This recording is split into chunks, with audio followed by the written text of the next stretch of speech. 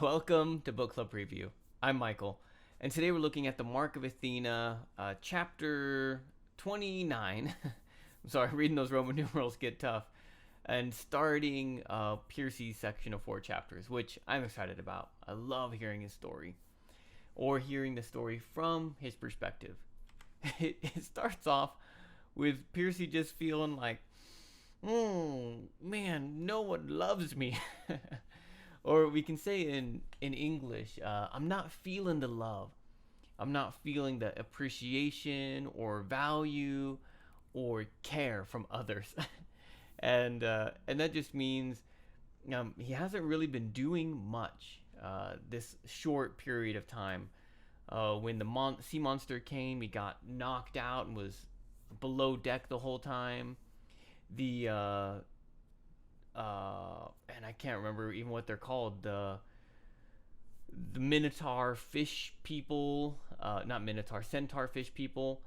They didn't want to meet Piercy, which he felt kind of like, oh, but aren't I like a cool son of Poseidon? They don't want to meet me, so he felt a little down about that. He hadn't been able to really talk with Annabeth much, and he's just been feeling a little bit like Piper felt, useless.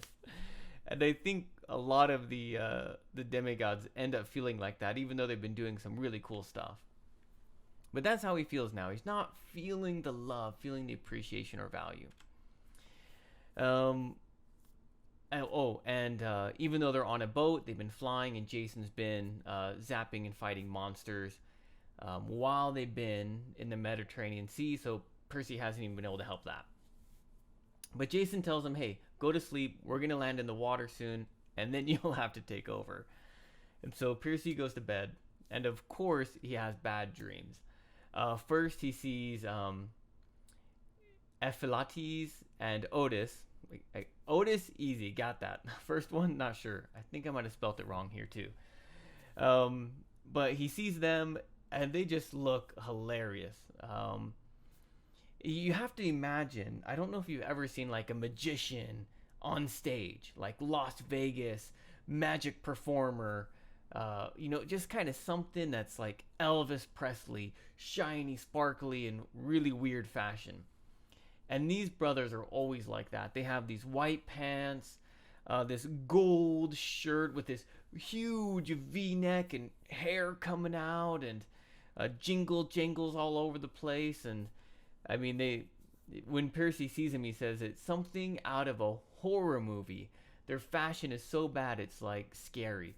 It's a good thing Piper's not seeing this. And I mean, he describes their appearance a little bit more. But these guys are walking in this dark, huge cavern, and they can't really see much. And they start talking to this voice who seems far off, and it's a hissing kind of voice. Now, we can guess, and Percy guesses too, that it's the Spider Woman, Arachnia?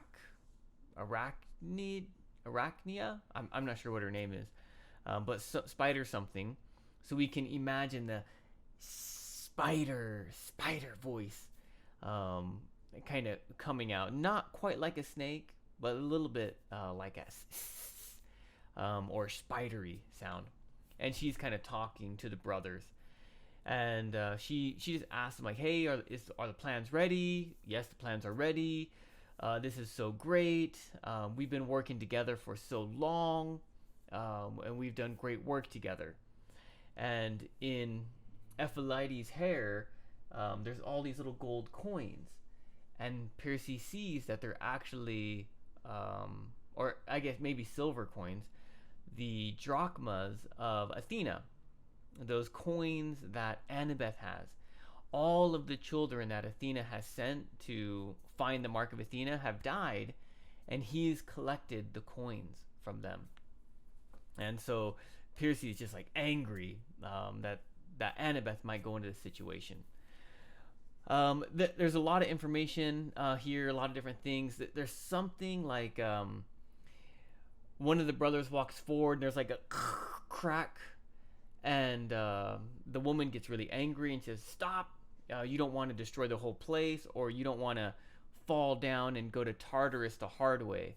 So there's like some kind of hole or something, and the giant, if he fell in, he'd go through Athena's rage, which I guess would get released, and maybe wake up Gaia too underneath that. Not really sure, but there's hints of something. And he steps back, and oh yeah, I don't want to do that. And so there's something going on where this woman has been creating or keeping something together, something from falling apart, which we'll sure I'm find later. But it's all been in the darkness. All her job, her mission, everything has been hidden and in the darkness. Whereas the other two brothers, they're kind of trying to be flashy and do spectacle things. Yeah, doing some waves. Yeah, I don't know. Kind of things like that. Let me think here. Is there anything else they talk about? They do mention to her, remember, you can't kill Annabeth. We need her blood. Make her crazy, torture her, do whatever you want, but don't kill her because Gaia needs her. And the hissing woman is like, maybe. I'll try, I guess. So, yeah, but there's something kind of special. Gaia really wants Percy's and Annabeth's blood to be the ones to wake her up. Something special in that mix. I don't know exactly what. And, sorry, not there yet. Don't tell. Percy wakes up from his dream because Jason's like, it's your turn. We're landing in the water. He's drained. Percy gets up. And because of that dream, he's like, man, I gotta tell Annabeth. He wakes up Annabeth and they go up to the boat. Now, it's foggy. They can't see anything. They can barely see a few feet in front of them. Percy has his Poseidon senses, and so he can feel the water. He knows where they are. He knows what's around him. He can feel underneath the monster sleeping and waking up, smelling the half-blood. But he can feel everything that's going on, but he can't see in front of him, and that makes him feel a little weird. But he tells Annabeth about everything that he dreamt about, and he knows that Annabeth is kind of worried, but not as worried as he thought she should have been with the news, because she's like, yeah, that's what I thought too, is kind of the feeling he gets here. And Annabeth asks him, says, hey, don't tell the others about this, because regardless of how they feel or how you feel, I have to go alone. I have to do this by myself, and you guys can't help me. So don't tell them, because it'll just make them worry even more. Percy agrees, but he really doesn't like it because he wants to go with her, he wants to help her, and he feels so worried about her. And then he feels, this is probably how Annabeth felt about me that 6 months I was gone. And he felt so selfish suddenly because it hasn't even happened yet, but he already feels the same way, that strong, passionate worry. So he agrees he's not going to tell. There's some other things that go on there, but suddenly, stop, Leo, stop, boom! Their ship crashes right into another ship. And immediately as they crash, these soldiers jump on to the Argo 2, and they're like half dolphin, half human people, pirates. I don't know. And they're just dozens of them. Dozens means 12, and there's many of them. So dozens of them are on top of the deck, surrounding Percy and Annabeth. Dozens go under the deck, fighting Piper and Jason and Hazel and Frank. There we go. Down there. And so they're pretty defeated, pretty close. Even Leo gets fought and tackled and destroyed. Not destroyed, but beat up. And so they try to sound the alarm, but nothing works out. They all get captured. And Percy and Annabeth are back to back with their swords, and a circle of these dolphin men get around them, and they don't fight, but they're just kind of getting in position. And then they open up, and this guy steps forward, fully human, and he's just covered in gold. He's dressed like a Greek soldier, but all his armor and everything is gold. Even his sword is gold. He has a helmet of a gorgon. That's like a Medusa creature that looks really good, covered in gold. And the guy says, "Hello, brother. It's always nice to see a son of Poseidon." And Percy's like, "What do you want? What is it that you want?" And he says, "Oh, well, I'm a pirate. I want everything." And he looks at Annabeth when he says everything. So I'm not sure what's going to happen there. But that's how the chapter ends. So excited to get to the next chapter. Let's run through these vocabulary words quickly. Buccaneer.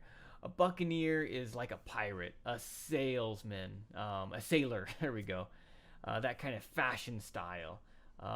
And the brothers, the giant brothers, they kind of had this like buccaneer outfit. Oh, they probably look so funny. Google some pictures. Las Vegas musician, buccaneers, glamorous buccaneers, something like that. Elvis, look at that fashion. That's what the brothers looked like. Vaguely means kind of. So like, oh, I vaguely remember my dream. I remember a little bit of it. Or my memory is vague, blurry, unclear. Protested means to say against something. Like, hey, let's do this. No, I don't want to do that. You protest against it. You say something opposite of that other thing. So Percy tells Annabeth, or Annabeth says, "Percy, don't tell anyone." He wants to protest. No, we should tell them. We should make a plan. He wants to argue, but he doesn't. Dolt means idiot, fool, something like that. As the brothers step on the ground and it starts to crack, you dolt. Erodes. Erodes means slowly break down. You can think about the ocean. As the ocean hits the rocks on the land, they hit the rocks and slowly it starts to erode. It starts to disappear and to break and to break and to break. Slowly. And that's how we get some sand. Subdued is kind of calm. In this case, subdued means to overcome. So I think they subdued Leo, the pirates. They conquered him and defeated him. Maybe it was Percy subdued his anger. I can't quite remember, but it's overcome to make it less. And I'm trying. That can go a bunch of different ways depending on the sentence. So it could be to relax and to calm something, or it can be just to overpower and take control over something. Okay, discussion questions. If you were Percy, what would you tell the others about your dream? Annabeth says, "Don't tell them. I don't want to worry them." But do you think the others could help Annabeth, or should they just keep quiet because they'll just worry? What would you do, and why? Of course, please make your own discussion question. That is all the time that we have for today. But thank you so much for joining me for this episode of Book Club Preview. I'll see you soon. Bye-bye. Hey, if you have any questions about the video today, please feel free to leave a comment in the comment section. If you had any other vocabulary words that you wanted to know what they meant, let me know. And also, if you're interested in maybe joining one of these book clubs, please leave a comment and I'll get back to you. Thank you so much for watching. Bye-bye.